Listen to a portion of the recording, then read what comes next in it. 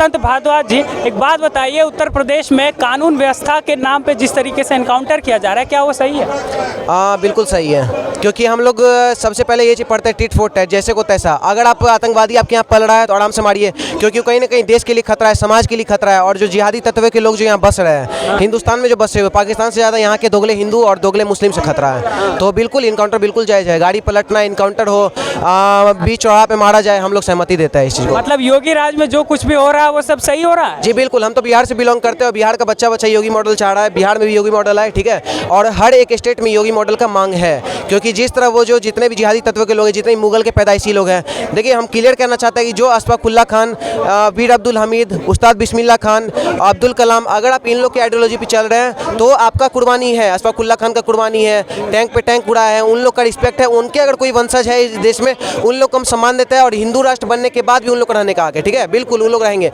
लेकिन जो मुगल के पैदाइशी है और जो पत्थरबाज है, उन लोग को यहाँ बिल्कुल भी रहने का हक नहीं है। अच्छा, मतलब आप एक बार फिर से बात हिंदू राष्ट्र पर लाए हैं, क्या लगता है कि भाजपा जो है हिंदू राष्ट्र का मुद्दा 2024 के चुनाव में ही लाएगी या उसके बाद हिंदू राष्ट्र बनाएगी? लोकसभा में देखिए मैनिफेस्टो बनता है ना, उसमें हम लोग क्लियरली हम लोग अपना मुद्दा को वहाँ पे तक पहुँचाएंगे, ठीक है। महंगाई, बेरोजगारी जो भी मुद्दा उठा रहे हैं, राजस्थान देख रही है कांग्रेस सरकार, वहाँ का हाल आपको पता ही होगा। तो जितना भी हम लोग मुद्दा देखते हुए, जो हम लोग के हित में मुद्दा होगा, जो हिंदू, स्पेशली हिंदू के बारे में बता रहे हैं, क्योंकि हम एज ए सनातनी हम पहले अपना देखें, क्योंकि बाकी जितने बताते हैं आपको 1206 से लेकर 1707 तक मुगल का शासक था। उसके बाद फिर आपको 1858 से लेकर 1947 तक अंग्रेजों ने मुगल की बात मानी। ये जो मुगल गार्डन जो देन है वो भी ये क्या बोलते हैं, अंग्रेज का ही देन है। क्यों मुगल गार्डन ही? क्यों? क्योंकि वो मुस्लिम का बात मान रहे थे। मंदिर तो रहा है लेकिन मस्जिद नहीं तो रहा है, ताजमहल अभी भी है, लाल किला भी है, सब चीज़ है, ठीक है। तो ये सब ऐसे था। उसके बाद 1950 से लेकर 2014 तक प्रो मुस्लिम गवर्नमेंट रही। कोई आके बोलती थी कि हम सबसे, इंदिरा गांधी बोली हम सबसे ज़्यादा मस्जिद देंगे, कोई आके बोले कि हम उससे भी ज़्यादा मस्जिद देंगे। एक मनमोहन सिंह आता है, वो कहते हैं कि इस देश का सर्वप्रथम हक मुसलमानों का है। कैसे भाई? माइनॉरिटी में अगर देखो तो जैन है, माइनॉरिटी में देखो तो क्रिश्चियन है, और अगर मेजोरिटी की बात करो तो हिंदू है। लेकिन आप देंगे किसको? क्या बोलते हैं, मुस्लिम को, मियाँ को देंगे।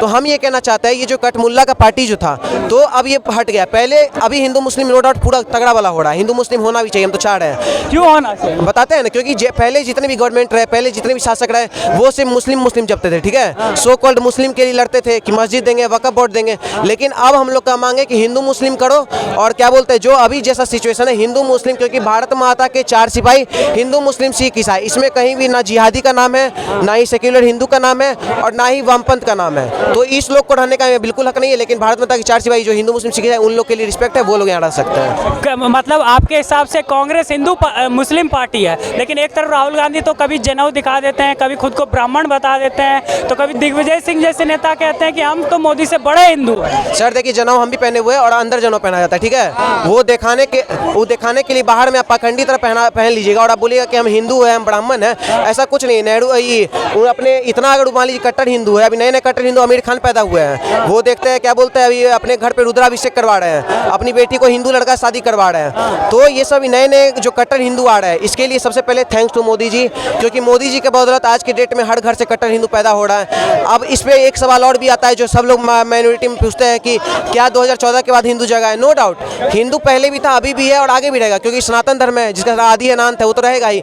लेकिन हिंदू पहले भी था, लेकिन अभी गर्व से बोलते हैं, बीच चौराहा पे खड़ा होकर बोलते हैं कि हाँ हम हिंदू है। मोदी जी ये हमको ताकत दिए हैं, और ये ताकत देने वाले जो प्रधानमंत्री है, उन लोग के सपोर्ट में हर एक सनातनी, 100 करोड़ सनातनी, 4 करोड़ जैन समाज, सब कोई सपोर्ट करता है उनको। आप कह रहे हैं सब कोई सपोर्ट करता है, वही राहुल गांधी कहते हैं 24 में मोदी को हरा देंगे, योगी को कहते हैं वो तो महंत नहीं ठग है। देखिए जहाँ पे तक बात आता है कि योगी जी को ठग बोलना, तो आपको बताते हैं योगी जी को नहीं ललकारे हैं। जो व्यक्ति सनातन धर्म को राष्ट्रीय धर्म बोलता है, हिंदू राष्ट्र का बात करता है, कहीं ना कहीं पूरा सनातन धर्म को ललकारे हैं। तो उनको औकात हम दिखा देंगे 24 में, ठीक है, क्योंकि हम 2024 में फर्स्ट वोटर बनने जा रहे हैं, और हम गर्व के साथ हम बीजेपी को वोट देंगे, क्योंकि मेरे पास इतना मुद्दा है जितना कोई किसी कांग्रेस के चमचे के पास नहीं होगा, या फिर ना ही केजरीवाल के एक पे एक वाले के पास होगा।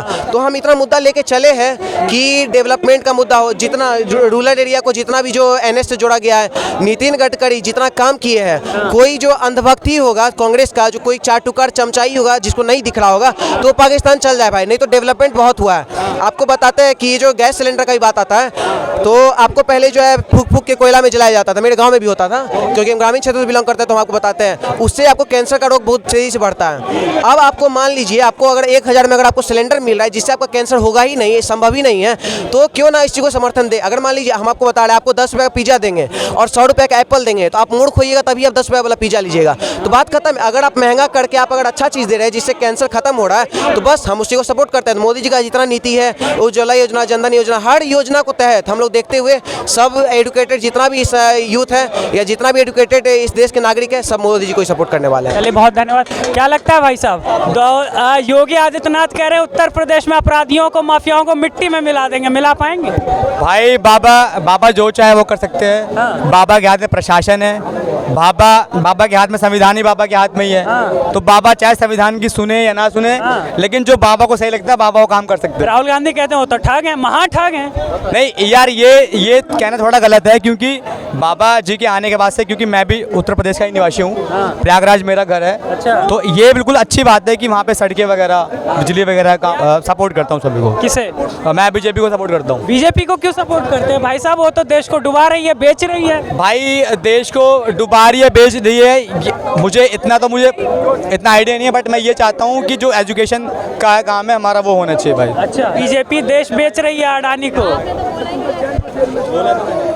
अरे विपक्ष तो कहता ही रहता है यार, लेकिन लोगों को ये समझ में नहीं आ रहा है कि अडानी, अंबानी, रतन टाटा कितने लोगों को का घर चला रहे हैं, चूल्हा गैस जला रहे हैं। अगर वो रोजगार देना छोड़ देना तो आधी मतलब 25% जनता सड़क पे आ जाएगी।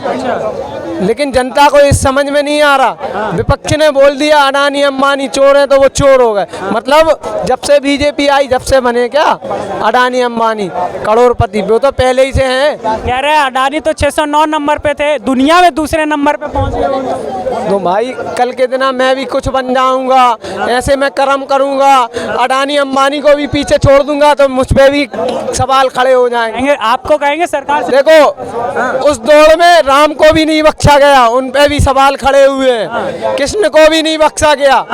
तो फिर भैया अडानी अंबानी कौन से खेत की मूली है?